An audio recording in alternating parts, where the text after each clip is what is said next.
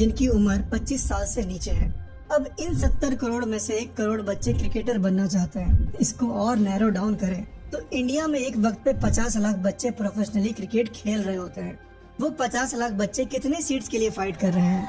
सिर्फ 11, ज्यादा से ज्यादा 16। उसको हासिल करने की प्रोबेबिलिटी क्या है?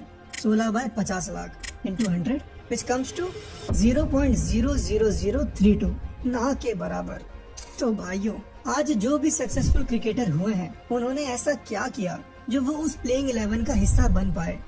उस 1 करोड़ बच्चों में एक नाम रोहित शर्मा का भी था। शुरुआत में किसी को पता नहीं होता कि आप देश के लिए खेलने वाले हो। जब आप छोटे उम्र के होते हो तो आप खेलते रहते हो गलियों में, अपने धीरे धीरे मोहल्ले में स्टार बने, फिर स्कूल में गए, स्कूल में खेला अच्छा, फिर उसके बाद एक एक लेवल ऊपर चलते गए। ये कहानी उसी गली में खेलने वाले रोहित शर्मा की है। उनकी लाइफ में 11 साल से 20 साल की उम्र में ऐसा क्या हुआ जिसने आज उन्हें पूरे वर्ल्ड क्रिकेट का सुपरस्टार बना दिया?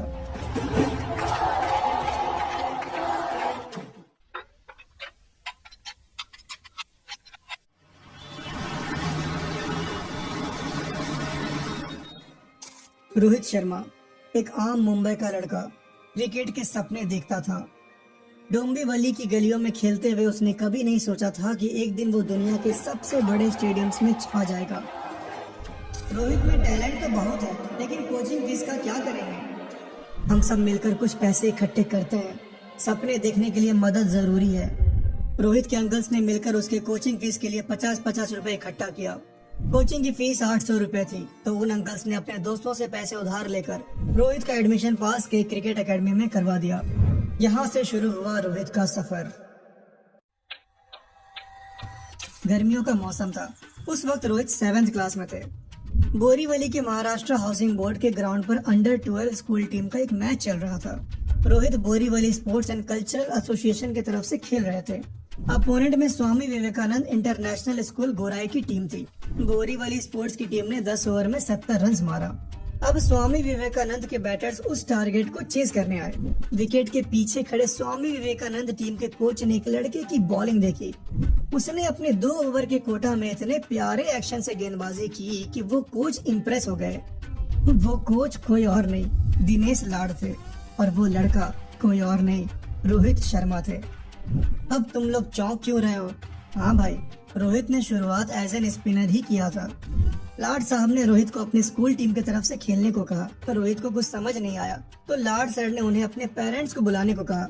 रोहित ने कहा, सर हम लोग डोंबिवली में रहते हैं, मैं अपने अंकल रवि शर्मा के साथ रहता हूँ। इत्तेफाक से रवि शर्मा ग्राउंड पर ही थे, तो लाड सर ने रवि से इस ऑफर की बात की। रवि ने कहा, सर मैं सोच के बताता हूँ। 3 दिन बाद रोहित अपने अंकल रवि के साथ स्वामी विवेकानंद स्कूल गोराई गए, बट जब वहाँ उनको फीस के बारे में पता चला तो उन दोनों की सारी एक्साइटमेंट उड़ गई। वहाँ की फीस 275 रुपए पर मंथ थी। रवि ने कहा, सर जैसे तैसे करके 800 रुपए जमा किया और रोहित का एकेडमी में एडमिशन करवाया। अब और 275 रुपए कहाँ से लाएंगे? इस पर लाड सर ने उनसे कहा, रुको देखते हैं हम क्या कर सकते हैं। लाड सर डायरेक्टर के केबिन गए और उनसे रोहित के टैलेंट की बात की और पूछा, सर क्या हम रोहित को फ्रीशिप दे सकते हैं? लड़के में टैलेंट है, ये बहुत आगे तक जाएगा। योगेश पटेल स्कूल के डायरेक्टर फ्रीशिप के लिए मान गए। रोहित पहले स्टूडेंट थे जिन्हें स्वामी विवेकानंद इंटरनेशनल स्कूल से फ्रीशिप मिला था, पर अब हर साल 10-15 बच्चों को ये फ्रीशिप मिलता है। यहाँ पर कुछ बातें हैं जो अगर हम पीछे मुड़कर देखें तो उन सवाल के जवाब नहीं मिलते हैं। क्या होता अगर रोहित के अंकल्स उनका एडमिशन क्रिकेट एकेडमी में नहीं करवाते? क्या होता अगर दिनेश लाड उस 10 ओवर के रनचेस के दरमियान अपनी वाइफ को मछली खरीदा रहे होते? क्या होता अगर योगेश पटेल रोहित को फ्रीशिप नहीं देते? इसका जवाब आप लोग कमेंट्स में लिखिए। तब तक रोहित के सफर के ट्रेन को हरी झंडी दिखाते हैं। साल के एंड में नवंबर में रोहित ने अपना क्रिकेट का एजुकेशन शुरू किया। उस साल वो सिर्फ जूनियर स्कूल टीम की जायल्स शील्ड टूर्नामेंट ही खेल सके, जिसमें रोहित ने as an off break bowler खेला जो 7वें-8वें नंबर पर बैटिंग करता हो। टीम तीसरे राउंड में हार गई। अब ये वो साल था जहां से रोहित द बैट्समैन की जर्नी शुरू हुई। स्कूल क्रिकेट के फील्ड पर एक कोने में रोहित बैटिंग की शैडो प्रैक्टिस कर रहे थे। लाड सर जब ग्राउंड पर आए तो उन्होंने देखा जिस तरीके से Rohit full face of the bat दिखा रहे थे, उन्होंने तुरंत रोहित को नेट्स में बुलाया और खुद बॉल डालने लगे। And at that moment Lord sir new he found it, Rohit batting potential. Lord sir, जो रामाकांत आचरेकर जैसे स्ट्रिक्ट डिसिप्लिन कोच थे, उन्होंने कभी किसी को ट्रेनिंग में लेट आने नहीं दिया, पर उन अर्ली डेज में रोहित कभी कभी लेट आया करते थे। एक दिन लॉर्ड सर ने उनसे पूछा, क्यों रोहित, तुम लेट क्यों आते हो? ये ठीक बात नहीं है, डिसिप्लिन में रहो। तब रोहित का जवाब सुनकर वो चुप हो गए। रोहित ने लॉर्ड सर को बताया, सर क्या करूं, टीवी बंद होने के बाद ही सो सकता हूं। रोहित को 2 रूम के फ्लैट में 3 मामा और दादी के साथ रहना पड़ता था। रोहित हॉल में सोता था, इसीलिए उसे टीवी बंद होने का वेट करना पड़ता था। लॉर्ड सर ने उस दिन से रोहित को बैटिंग ऑर्डर में प्रमोट करना शुरू किया, नेट्स में ज्यादा टाइम दिया और मैचेस में नंबर 4 पर बैटिंग करने का मौका दिया। अगले सीजन में रोहित अंडर 16 हैरिस शील्ड और जाइल्स शील्ड टीम में खेल रहा था। रोहित खुशी से झूम उठा था और उसकी खुशी उसके चेहरे पर साफ दिख रही थी। पहले गेम में जब रोहित जाइल्स शील्ड में ओपनर बना तो उसने शानदार सेंचुरी मारी। ये रोहित का पहला बड़ा परफॉर्मेंस था जो सबके लिए एक सरप्राइज था। जल्द ही रोहित को हैरिस शील्ड में नंबर 4 पर बैटिंग करने का मौका मिला। 45 ओवर के मैचेस में वो 18-20 ओवर तक बॉलिंग भी करता था। तब ओवर लिमिट नहीं थी। लॉर्ड सर कहते हैं, लगभग हर दूसरे गेम में रोहित सेंचुरी मार देता था, पर वो अक्सर कंप्लेन करता था, सर थक जाता हूँ। Rohit just being Rohit. उस वक्त स्कूल के पास सिर्फ सीमेंट विकेट थी। सबसे बड़ी बात ये थी कि रोहित ने अपनी बैटिंग सीमेंट विकेट पर डेवलप की। कंक्रीट पर खेलते हुए उसने सीधा खेलना सीखा। बॉल वहाँ मूव तो नहीं करती थी, पर फास्ट आते थे। बाउंस भी अच्छा था, इसीलिए रोहित ने उससे नेगोशिएट करना भी सीख लिया। और जो आज तुम लोग ये सेक्सी पुल शॉट देखते हो ना, ये उसी प्रैक्टिस का नतीजा है। रोहित का मुंबई टीम के लिए पहला सिलेक्शन तब हुआ जब जूनियर सेलेक्टर संजय पाटिल और शंकर मौर्य ने उन्हें सामना ट्रॉफी के लिए सेलेक्ट किया। ये एक state level inter region tournament था जिसमें पुणे, नासिक, नागपुर और मुंबई की 2 टीम्स शामिल थी। उन्होंने रोहित को मेन टीम में जगह दी, लेकिन ये शुरुआत थी एक फ्रस्ट्रेटिंग एक्सपीरियंस की। जब प्लेइंग 11 का टाइम आया तो कोचेज ने रोहित को नजरअंदाज कर दिया। टूर्नामेंट पुणे में था और लॉर्ड सर और रोहित सब लोग एक्साइटेड थे, पर अफसोस रोहित को एक भी गेम नहीं मिला। स्ट्रगल यहीं खत्म नहीं हुआ। अंडर 16 सिलेक्शन ट्रायल मैचेस में भी रोहित को खेलने का मौका नहीं मिला। रास्ते बंद दिख रहे थे।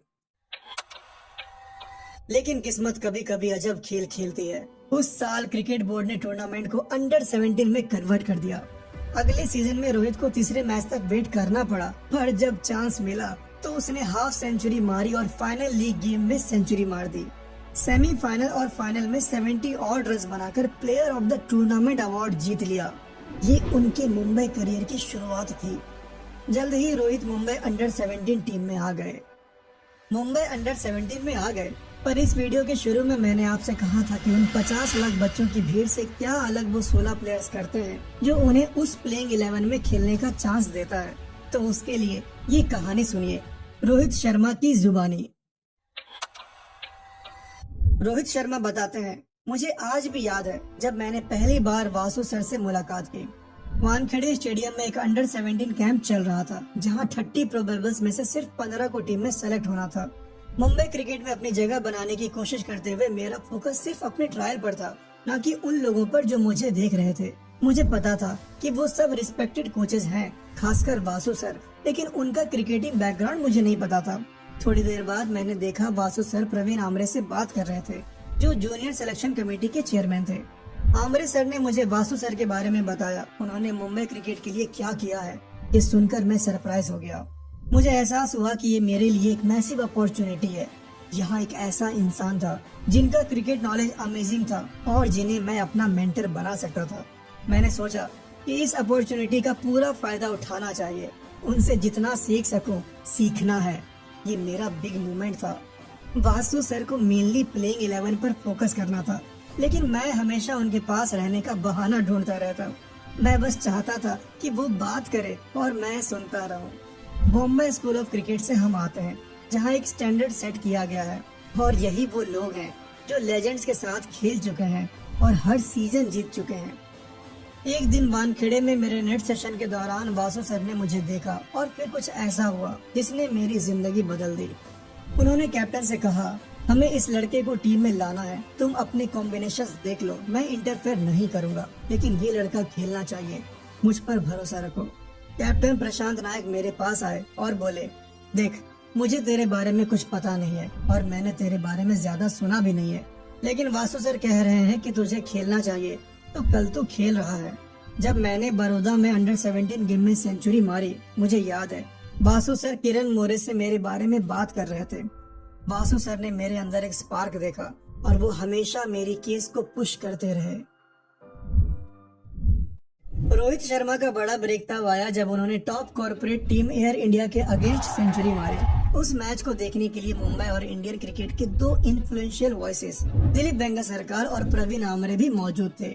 आमरे उस वक्त जूनियर सिलेक्शन कमेटी के चेयरमैन थे जब 2006 under 19 world cup team select हो रही थी। जब स्क्वाड का अनाउंसमेंट हुआ, रोहित का उसमें नाम था। और वेंगसरकर 2007 में सीनियर सिलेक्शन कमेटी के चेयरमैन थे जब 2006 चैंपियंस ट्रॉफी, आयरलैंड और इंग्लैंड के अगेंस्ट ओडीआईज और वर्ल्ड 2020 के लिए टीम सेलेक्ट हो रही थी। रोहित को इन तीनों टीम्स में जगह मिली थी। सबसे पहले बात करते हैं 2006 अंडर 19 वर्ल्ड कप के परफॉर्मेंस की। 6 मैच में रोहित ने बल्ले से 205 रन बनाया, जिसमें 350 प्लस स्कोर्स थे। Highest score 78 against Sri Lanka in RPS Colombo Premadasa stadium, ball से 5 विकेट। इसके बाद देवधर ट्रॉफी में वेस्ट जोन के तरफ से खेलते हुए नॉर्थ जोन के खिलाफ उन्होंने 142 रन बनाया और टीम को 8 विकेट से मैच जितवा दिया। इस परफॉर्मेंस के बाद 2006 चैंपियंस ट्रॉफी के लिए उन्हें इंडियन टीम के लिए कॉल आया। वो सपना जो 11 साल के लड़के ने डोंबिवली के उस गली में देखा था, आज वो सपना पूरा होने जा रहा था। चैंपियंस ट्रॉफी शुरू होने से पहले न्यूजीलैंड ए के खिलाफ भी रोहित का शानदार परफॉर्मेंस था। इस अर्धशतकीय पारी से उम्मीद और बढ़ गई थी कि 3 दिन बाद 15 अक्टूबर 2006 से शुरू होने वाले चैंपियंस ट्रॉफी में शायद रोहित शर्मा को प्लेइंग 11 में मौका मिल जाए। पर शुरुआती दिनों की तरह रोहित को यहाँ भी एक लंबा इंतजार करना था। चैंपियंस ट्रॉफी में रोहित को मौका नहीं मिला और बिना किसी परफॉर्मेंस के साउथ अफ्रीका के खिलाफ ओडीआईज के लिए उन्हें टीम से ड्रॉप कर दिया। देखो, किसी भी प्लेयर के साथ करियर के शुरू में ऐसा ही होता है, ये कोई नई बात नहीं है। लेकिन रोहित शर्मा परफॉर्म करते रहे। उन्हें एक बात समझ में आ गया था कि आपका रन्स आपकी दलील पेश करेगा। साल खत्म होते होते उन्होंने वापस से अपनी दलील पेश की। 25 दिसंबर 2006 को गुजरात के खिलाफ रणजी ट्रॉफी मैच में उन्होंने दोहरा शतक जड़ दिया। 2006-07 रणजी ट्रॉफी के एंड होते होते रोहित ने 8 मैच में 531 रन मारा with an average of 48.27। Rohit domestic level पर लगातार अच्छा परफॉर्म करते रहे, जिसके बाद उन्हें 26 मई 2007 को बीसीसीआई द्वारा ऑर्गेनाइज किए गए ट्रेनिंग कैंप्स के लिए बुलावा आता है। इंडियन बोर्ड 14 बॉलर्स और 15 बैट्समैन को सेपरेट कंडीशनिंग कैंप्स के लिए बुला रही थी, जिससे वो आयरलैंड और इंग्लैंड के टूर के लिए टीम सेलेक्ट कर सके। और उस टीम में रोहित का नाम था।